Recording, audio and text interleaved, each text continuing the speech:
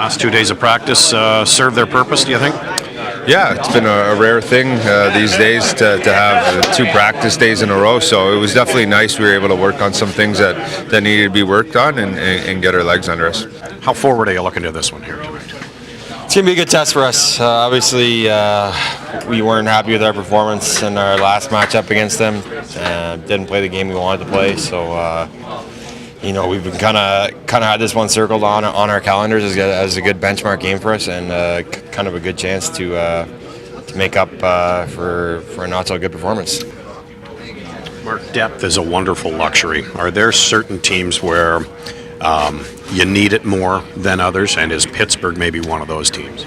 Yeah, well, I mean, any team that wins the Stanley Cup's got to have some depth on their team. So obviously we know that they're 4 lines deep and 6D deep. So we understand that we got to play a lot smarter game than we did last time we were in Pittsburgh. Anytime you score 4 goals, you expect to win. So I think for us, it's maybe playing a little bit simpler, and when you get the chance to make a play, make a play. Parts of that game against Pittsburgh in early December did get away from you. Other parts were very consistent in terms of certainly the physical aspect of the game. And the 14 hits that you had in that hockey game were 14 of 51, I think the team registered. Is that part of the game plan going in tonight? Yeah, I was going to say we were good offensively, but I had nothing to do with that. So, yeah, it was good. I mean, it just one of those nights for me that lined up perfectly, and obviously against a skilled team like that, you got to take away their time and space, especially in the neutral zone.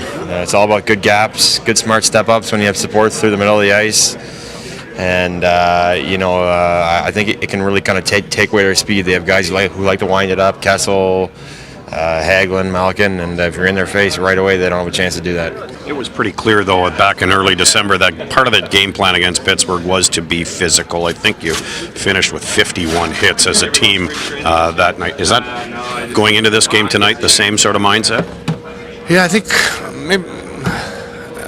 physical and maybe even just being above. I think when you give these guys time in the neutral zone, you look what they can do. They can make plays from anywhere. There isn't a pass that they don't think they can make. So if you give them little bumps in the neutral zone, don't give them that time and speed that they like to come through that neutral zone with, really kind of makes their life a little bit more difficult.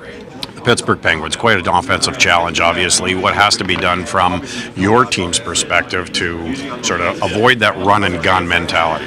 Well, I think you got to manage the puck and not give them too many outnumbered rushes, and know who you're out against. I think that's the most important thing. Obviously, they got a lot of dynamic players, and I think the important thing is managing the puck, is being good at the blue lines, making them work for everything. You don't want to give them too many freebies, because often if it's an easy night for them, they're going to make you pay.